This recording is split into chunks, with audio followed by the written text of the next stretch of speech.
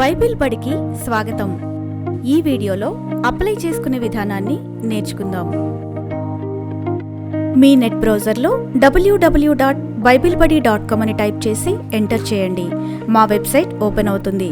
ఇక్కడ కనిపించే apply now అనే బటన్ని క్లిక్ చేయండి. ముందుగా మీ కొరకు ఒక క్రొత్త అకౌంట్ని క్రియేట్ చేసుకోవాలి. ఇందులో మీకు నచ్చిన యూజర్ నేమ్ టైప్ చేయండి. పాస్వర్డ్ కొరకు ఒక క్యాపిటల్ లెటర్, ఒక స్మాల్ లెటర్, ఒక నెంబర్, ఒక నాన్ ఆల్ఫా న్యూమరిక్ క్యారెక్టర్ అంటే సింబల్ ఉండే విధంగా మీ పాస్వర్డ్ని సెట్ చేసుకోండి. గుర్తుంచుకోండి, మీ పాస్వర్డ్ మినిమం 8 లెటర్స్ ఉండాలి. ఆ తర్వాత మీ ఈమెయిల్ ఐడిని టైప్ చేయండి. కన్ఫర్మేషన్ కొరకు మరొకసారి టైప్ చేయండి.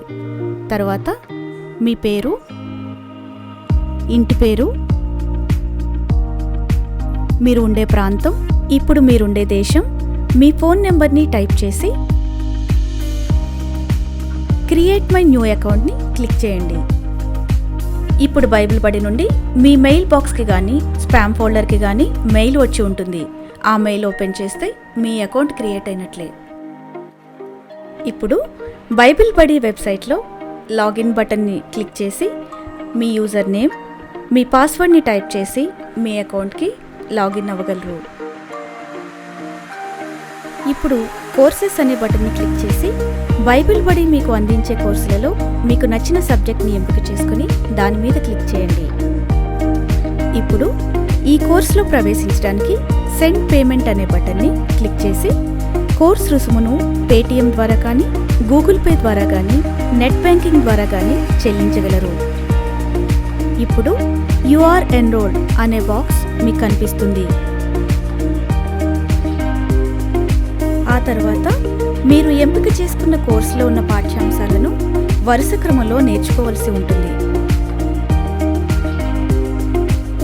ప్రతి పాఠ్యాంశం యొక్క వీడియో క్రింద లెసన్ యొక్క అవుట్లైన్ ఇవ్వబడుతుంది.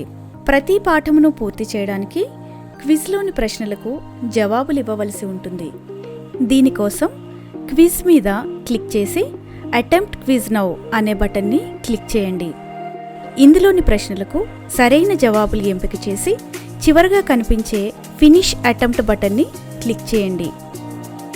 ఈ విధంగానే మిగతా పాఠాలను కూడా పూర్తి చేయగలరు.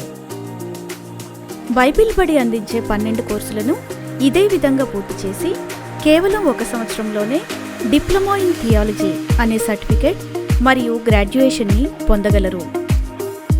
ఇంకెందుకు ఆలస్యం, వెంటనే బైబిల్ బడి వెబ్సైట్కి వెళ్ళి ఇప్పుడే అప్లై చేయండి.